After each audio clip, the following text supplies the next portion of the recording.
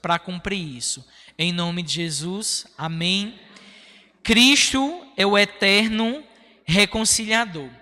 Colossenses 1, a partir do 21, diz o seguinte: E vós também, que noutro tempo éreis estranhos e inimigos no entendimento, pelas vossas obras más, agora, contudo, vos reconciliou.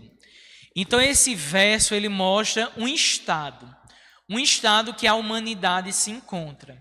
E a própria palavra ensina: o que nos separa de Deus é o nosso pecado. O que nos separa de Deus é a desobediência a Deus. E é o que diz aqui: estranhos. O que é uma pessoa estranha diante da presença de Deus? É uma pessoa que está em inimizade contra Deus. E nós devemos sempre vigiar o nosso coração. A palavra diz: você que está de pé, vigiai e orai. Porque se nós, digamos assim, cedermos o nosso ego, se nós cedermos ao nosso eu, nós vamos entrar em conflito com a presença de Deus. Que é o que diz aqui: inimigos no entendimento, pelas vossas obras más. No caso, todo ser humano, quando ele tenta a independência de Deus, ele vai cair num estado de rebelião, ou como a Bíblia chama também, num estado de pecado. Agora vamos expandir esse conceito lá em Romanos 3. Nós vamos entender mais profundamente o que significa ser inimigo de Deus, inimigo no entendimento, ou ser estranho em relação à presença de Deus. Romanos 3, a partir do verso 9. Esse verso vai mostrar o seguinte: todos os homens estão debaixo do pecado.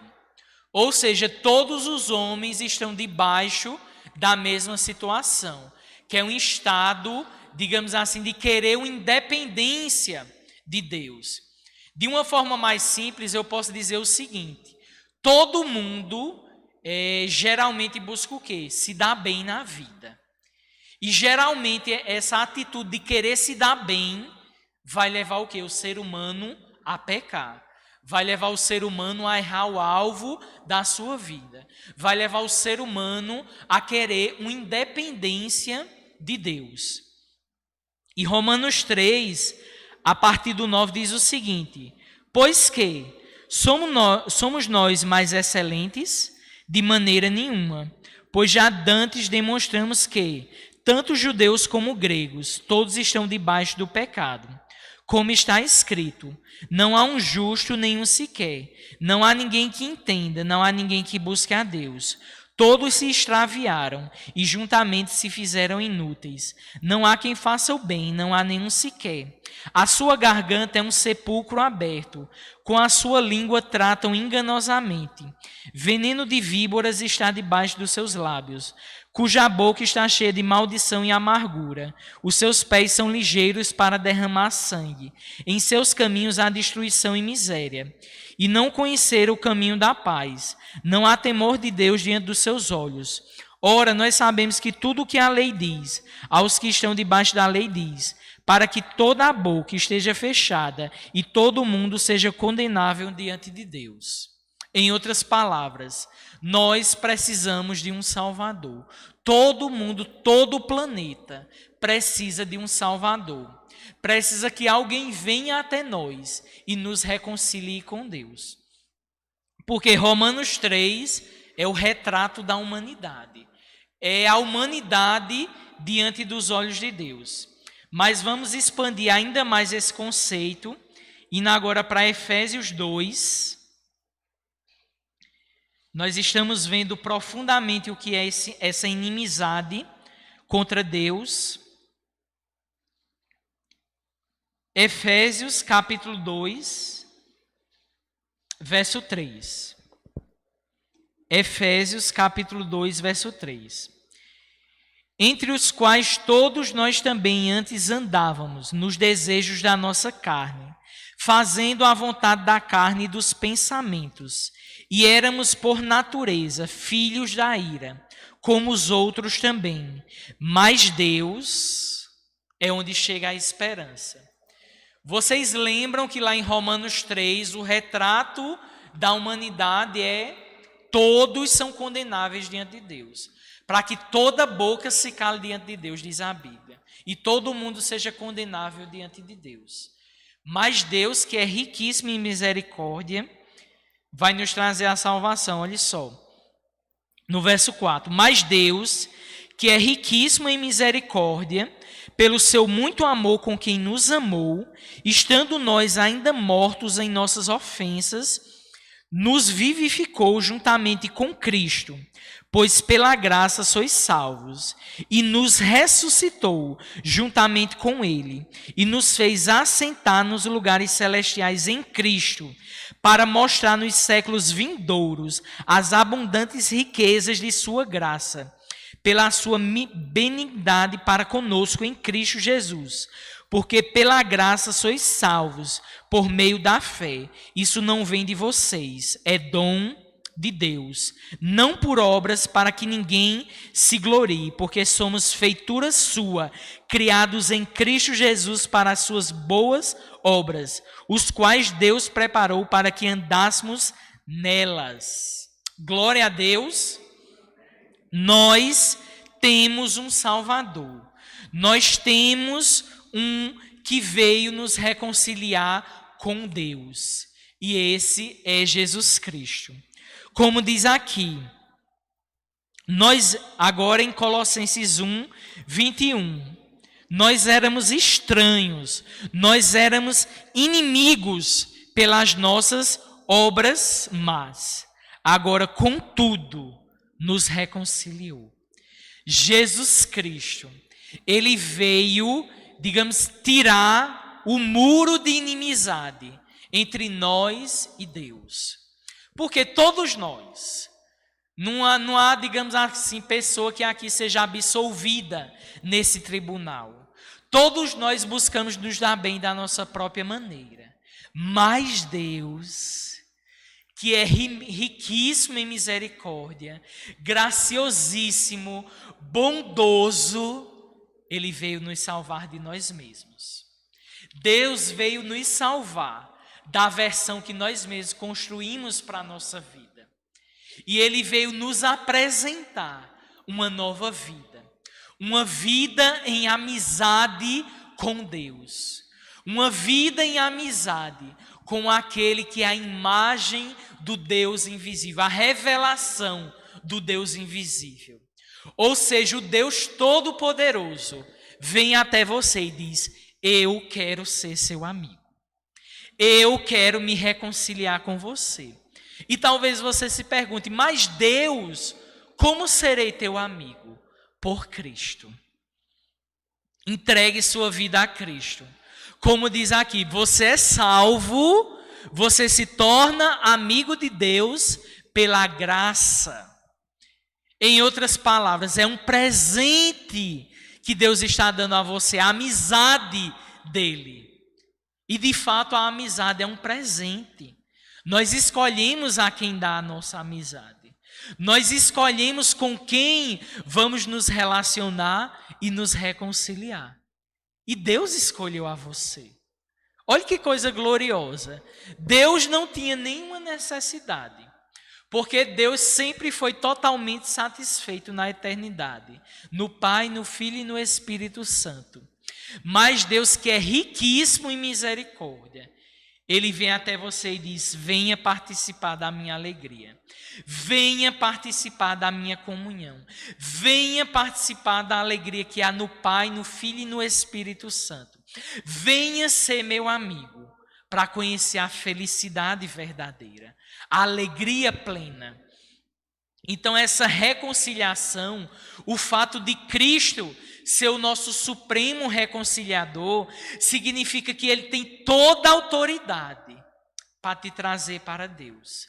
Ele tem toda a autoridade para te reconciliar. Ele tem toda a autoridade para, digamos assim, com o seu sangue, com sua autoridade, perdoar toda inimizade. Eu acho Romanos 3 muito forte. Principalmente o final, quando diz para que toda boca se cale diante de Deus e todo mundo seja condenável diante de Deus. Porque muitas vezes as pessoas têm a impressão que no dia do juízo final elas vão abrir a boca diante de Deus e vão dizer sua defesa. Não, não é assim na palavra. No dia do juízo final, toda boca vai estar fechada diante de Deus, porque são todos condenáveis diante de Deus. E só serão salvos, digamos assim, todo aquele que está reconciliado com Cristo. Então, o momento de buscar essa amizade com Deus é agora. O momento de buscar essa amizade com Deus é nessa vida, porque Ele já oferece essa amizade. A palavra diz que o desejo dele é que todos se arrependam e conheçam o seu Filho Jesus. Em outras palavras, o desejo do coração de Deus é que todos se tornem amigos dele. Mas outro detalhe sobre a amizade é recíproco.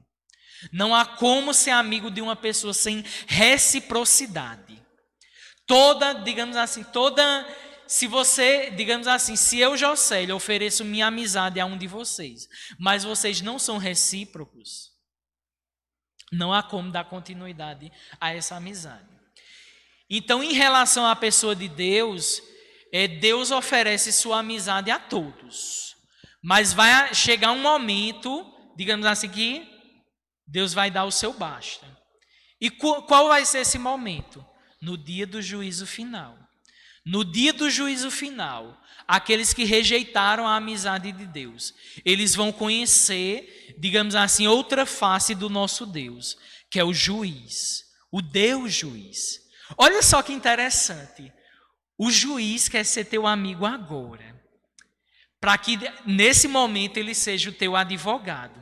Porque há de chegar um momento que o advogado, digamos assim, não seria promovido à palavra. Mas há de chegar um momento que o advogado vai assumir outra função, que é a de juiz. E como Romanos 3 bem diz, para que toda boca se cale diante de Deus e todo mundo seja condenável diante dele. Mas Deus, Efésios 2, mas Deus, que é riquíssimo em misericórdia, nos reconcilia por meio de Cristo. Como diz aqui, a graça de Deus. E a graça de Deus, ela é tão poderosa que ela pode salvar qualquer pessoa. Imagina aí o pior criminoso aos seus olhos. Aquela pessoa que fez os crimes mais bárbaros. O sangue de Cristo tem poder para salvar essa pessoa. Se essa pessoa se arrepender dos seus pecados, crer em Jesus como seu único e suficiente Salvador, ela é reconciliada. Porque assim foi, até mesmo, né? Temos um exemplo único na Bíblia. Eu considero único, né? Assim, eu não gosto de brincar com a misericórdia de Deus, então eu considero o exemplo do ladrão da cruz, né? É um exemplo da misericórdia de Deus. Porque aquele homem ele não tinha obra nenhuma para apresentar diante de Deus. Ele matou, ele roubou e fez lá outros crimes que a gente nem sabe. Mas naquele momento ali da crucificação de Cristo, ele disse: lembra-te de mim quando entrares no paraíso. E Jesus disse: ainda hoje estarás comigo no paraíso. Mas do outro lado da cruz tinha um ladrão também, outro ladrão. O outro se arrependeu? O outro pediu perdão a Jesus? Então, só Deus sabe onde ele está nesse momento. Então nós precisamos recorrer à misericórdia de Deus. Nós precisamos recorrer ao que Ele tem feito por nossas vidas. Porque como diz Colossenses 1:21, agora contudo vos reconciliou. Em Cristo há amizade com Deus. Em Cristo há perdão para os nossos pecados. Em Cristo há uma nova vida. Em Cristo há uma solução. E como nós bem ouvimos, em Cristo há salvação. Como nós louvamos aqui, Ele nos lava dos pecados. Ele nos faz amigos de Deus. E nós cantamos também, nada além do sangue. Nada além do sangue de Jesus. Não há outro Salvador.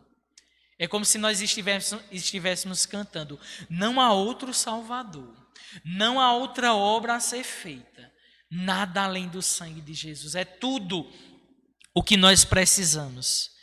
E no verso 22 de Colossenses 1 diz: no corpo da sua carne, pela morte, para perante ele vos apresentar santos, irrepreensíveis e inculpáveis. Quando nós nos colocamos aos pés da cruz de Cristo, quando nós nos colocamos aos pés do Salvador e clamamos por ele, quando nós nos colocamos nesse lugar e o sangue que escorre daquela cruz sobre nossas vidas nos faz isso nas nossas vidas. Verso 22, o sangue de Cristo nas nossas vidas, para vos apresentar de santos, irrepreensíveis e inculpáveis. Se coloque aos pés da cruz de Cristo, porque é aos pés da cruz onde escorre o sangue dele. É aos pés da cruz que escorre a obra dele, a obra que nos envolve. João 3,16, Deus amou o mundo numa intensidade que ele entregou esse filho dele na cruz, para que todo aquele que crê em Jesus seja santo, seja inculpável e seja irrepreensível. Mas talvez você diga no seu coração: Jocélio, eu não tenho essa perfeição toda não, que esse versículo está dizendo aí. A palavra diz, eu não lembro o livro, nem o versículo, mas diz o seguinte: não vivo mais eu, mas Cristo vive em mim. E a vida que hoje vivo, eu vivo pela fé no Filho de Deus. Gálatas 2:20. Gálatas 2:20. No caso, quando você crê em Cristo, um grande milagre acontece na sua vida. O Filho de Deus passa a viver no seu coração. Então, quando Deus nos vê, Ele está vendo o quê? Nossa versão com Cristo. Isso é maravilhoso.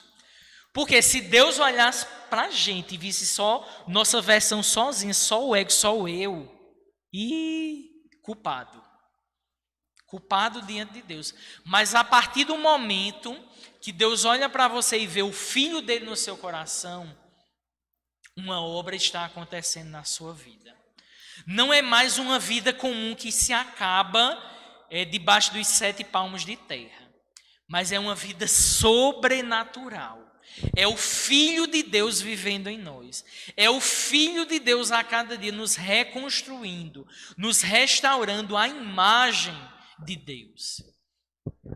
Por isso que a palavra diz, santos, irrepreensíveis e inculpáveis. Esse é o tipo de versículo que a gente diz assim: ainda não, mas será assim. Estão entendendo? A visão desse versículo, o poder sobrenatural dessa palavra. Nós não estamos totalmente assim, mas seremos assim, porque Ele já nos vê assim. E a Bíblia diz: a boa obra que Deus começou na sua vida, Ele é fiel para concluir. Talvez você diga: Jocélio, eu estou só os cacos. Mas dos cacos, Deus levanta castelos. Das ruínas, Deus constrói reinos eternos. Então, continue confiando no Filho de Deus. Continue confiando nesse reconciliador. Você pode esquecer toda a palavra que eu pregar nessa noite, mas não esqueça isso. Cristo é o nosso supremo reconciliador. Ele é aquele que nos faz ser amigos de Deus. Verso 23. Olha só a perseverança dos santos no verso 23. Se na verdade permanecerdes fundados e firmes na fé, e não vos moverdes da esperança do evangelho que tendes ouvido. Olha só, esse texto é incrível, porque ele diz: permaneça firme na fé, não se mova da esperança do evangelho que você ouviu. Talvez você olhe para a sua vida e diga: eu sou culpado diante de Deus. E o evangelho diz: Cristo Jesus veio salvar pecadores. E Paulo disse: eu sou o pior dos pecadores.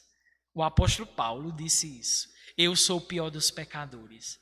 mas ele confiava inteiramente na graça de Deus. E o mesmo apóstolo disse: não vivo mais eu, mas Cristo vive em mim. E a vida que eu vivo agora, eu vivo pela fé no Filho de Deus. Nós precisamos disso, gente. Nós precisamos nos agarrar a essa graça sobrenatural. Sabe por quê? A graça de Deus, ela é irresistível. E o que eu quero dizer com isso? Que a graça de Deus é irresistível. Quer dizer que ela pode vencer todas as barreiras do nosso coração, todos os nossos fracassos, todas as nossas falhas, todos os nossos pecados, todas as nossas inimizades. A graça de Deus é mais poderosa. Como nós vimos em Efésios 2, pela graça vocês são salvos. A graça de Deus vai vencer toda a resistência dos nossos corações, toda desobediência, todo ego. A graça de Deus vencerá. Nos entreguemos à graça de Deus. Permanecemos firmes. É o que diz aqui no verso 23. Não se mova dessa esperança. Se você crê que Jesus é o seu Salvador, já é uma esperança. Permaneça nisso. Permaneça nessa fé. Permaneça acreditando no Salvador. Se você está ouvindo nessa noite que Ele é o teu Salvador, permaneça nisso. Finalizando, o verso 23 diz: o qual foi pregado a toda criatura que há debaixo do céu, o qual eu, Paulo, estou feito ministro. Finaliza com as palavras do apóstolo.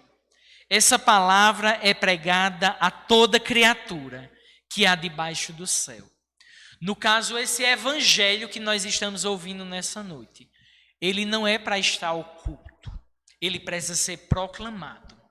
Nós precisamos, olha só, isso é uma bela maneira de você evangelizar as pessoas, chegar até elas e dizer: sabia que Deus quer ser seu amigo? Sabia que Deus quer entrar na sua vida, participar da sua vida? E talvez, pelo estilo de vida dessa pessoa, não sei a quem você vai evangelizar, talvez ela diga: e Deus quer amizade comigo mesmo? Nem todo mundo está querendo amizade comigo. Tem certeza que Deus quer amizade comigo? E você vai mostrar Colossenses 1, Romanos 3, Efésios 2, você vai mostrar todo o plano de salvação de Deus.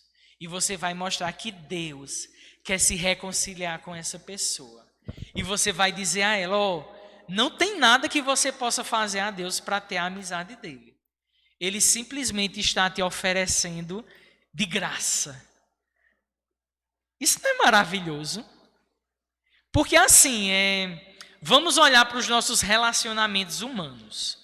Geralmente a gente espera o quê? Não, eu quero que fulaninho seja meu amigo. Fulaninho venha me visitar, fulaninho me manda uma mensagem, fulaninho me faça uma surpresa. Mas assim, digamos assim, partir da gente, de nós, já é uma coisa mais diferente. E no caso de Deus, partiu dele. Não foi a gente que buscou a amizade de Deus. Ele buscou primeiro. E no caso, mediante a palavra, mediante Romanos 3, nós seríamos aquele tipo de amigo que todo mundo rejeita. Olha só. Não ajusta, nem se quer, não faz o bem, não busca a Deus. A boca é como um sepulcro aberto, tem veneno de víbora nos lábios, não há temor de Deus. Quantos querem um amigo assim? Deus quis. Por isso que Ele é glorioso. Por isso que Ele é o reconciliador. E eu costumo dizer que Deus, Ele é o ser mais livre que existe. Porque Ele pode amar a quem quer e perdoar quem quer.